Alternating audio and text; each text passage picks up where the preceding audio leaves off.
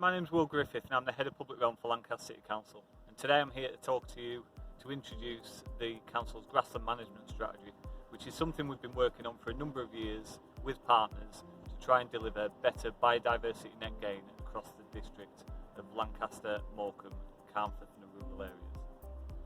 Throughout this project we've been working with many different experts, including the lead advisor from Natural England, butterfly conservation, ecologists from the County Council, landscape architects and pollinator groups, including the Loon Valley Pollinators.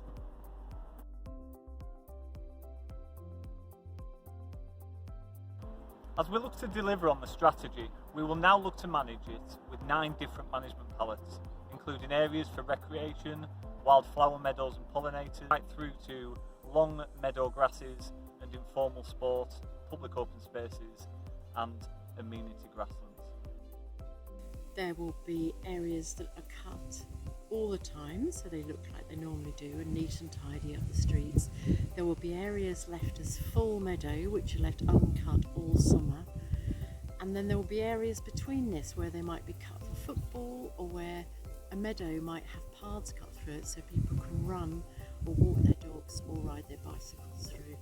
In this way, everyone should be catered for by the new way of looking after grassland in the area. And I think we will all benefit both from the look of it and wildlife will benefit as well. The key benefits of this strategy will include improving the biodiversity net gain within our district and improve the pollinators for the bees and the butterflies and all of the insects that are in both regional and national decline. There's also the benefit of increasing internal capacity for our teams, which will then allow us to focus on other areas of maintenance of the public realm, including hedges, trees and other areas of the parks and open spaces to ensure you can enjoy them to the best possible standards.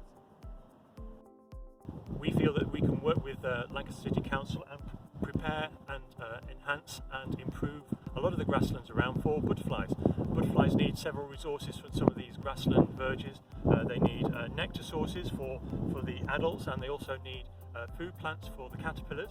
And the grassland strategy, as far as I can see, is going to be absolutely brilliant for butterflies, bees and pollinators. Many community groups often contact us to ask whether or not they can implement wildflower meadows and change the grasslands in areas that they are involved in.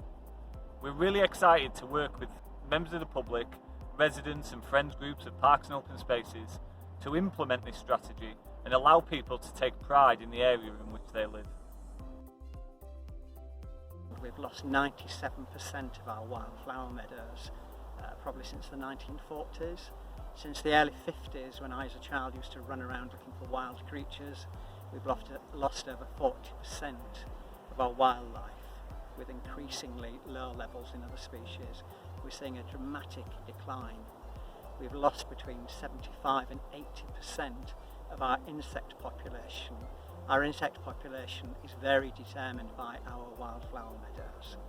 So insects like butterflies and moths and grasshoppers are disappearing at an alarming rate.